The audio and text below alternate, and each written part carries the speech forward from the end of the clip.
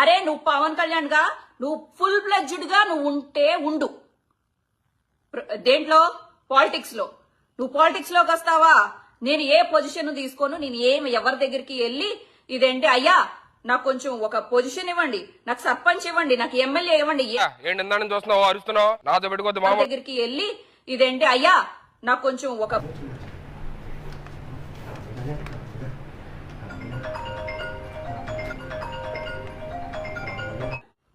నీ కాలుకి ఎప్పుడు నేను అడ్డం పడతానే ఉంటా.